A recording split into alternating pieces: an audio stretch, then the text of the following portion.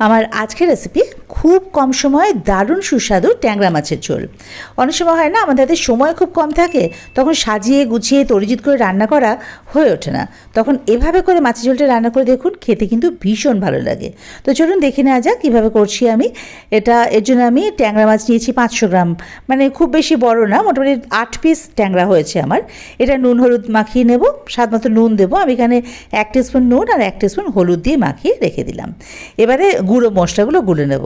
সাধারণ ঘরে যে মশলাগুলো থাকে, জিরে গুঁড়ো, ধনে গুঁড়ো, হলুদ আর ঝালের জন্য শুকনো লঙ্কা গুঁড়ো।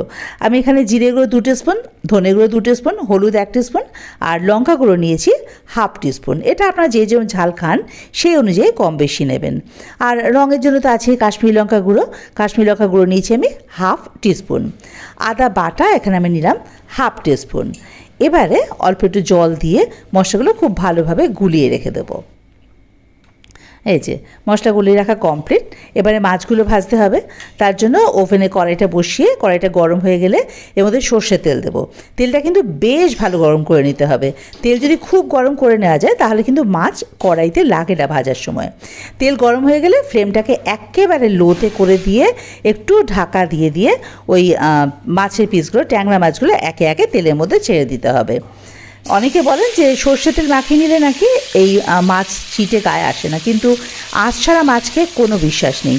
তাই আমি সবসময় এভাবে একটা ঢাকা দিয়ে দিয়ে মাছগুলো ভাজি। এবারে আবার ঢাকাটা পুরোটা দিয়ে ফ্লেমটাকে হাইতে করে মিনিট খানেক রেখে দেবো।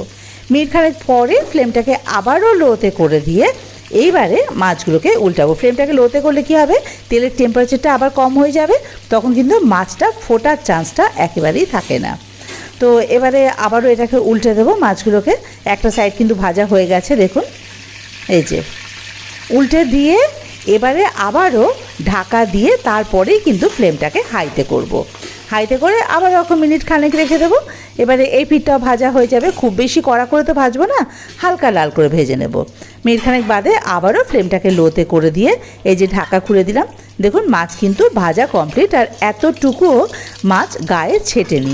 তো এই ট্রিক্সটা যদি অবলম্বন করা যায় তাহলে কিন্তু আঁশ ছাড়া মাছ খুব ভালোভাবে নির্ভয়ে ভেজে নেওয়া যায়। দেখুন সবকটা মাছ আমি এভাবে ভেজে নিয়েছি।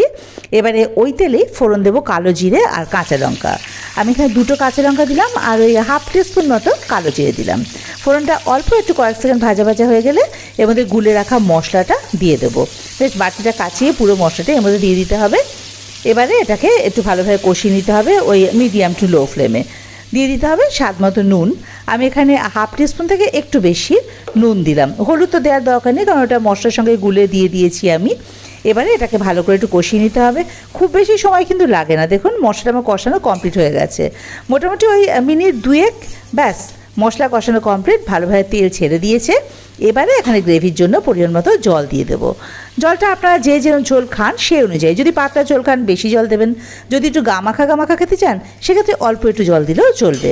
এবার এটা ফুটে যাওয়া অবধি অপেক্ষা। দেখুন ঝোলটা ফুটে গেলে আমাদের ভেজে রাখা মাছগুলো দিয়ে দেবো। দিয়ে আরও মিনিট 5-6 মাছটাকে ঝোলের সাথে ফুটিয়ে নেব। তাতে করে মাছটা সেদ্ধ হয়ে যাবে আর পুরো ঝোল বা মশলাগুলো মাছের মধ্যে ঢুকে যাবে। তো এই রেসিপিটা আপনাদের কেমন লাগলো আমাকে কিন্তু অবশ্যই কমেন্ট বক্সে জানাবেন। আর ভালো লাগলে আমার চ্যানেলটা সাবস্ক্রাইব করে আমার পাশে থাকার অনুরোধ রইল। বেল আইকনটা প্রেস করে দেবেন, তাতে করে আমি কোনো নতুন রান্না আপলোড করলে তার নোটিফিকেশানটা সবার আগে আপনাদের কাছে পৌঁছে যাবে। দেখুন ঝোলটা ফুটে গেছে। এবারে এর মধ্যে ধনেপাতা কুচি আর কাঁচা লঙ্কা, ব্যাস রান্না শেষ। এবারে ফ্লেমটাকে অফ করে ঢাকা দিয়ে স্ট্যান্ডিং টাইম রেডি হয়ে গেল আমাদের ট্যাংরা মাছের ঝোল। দারুণ লাগে কিন্তু গরম ভাতের সাথে খেতে।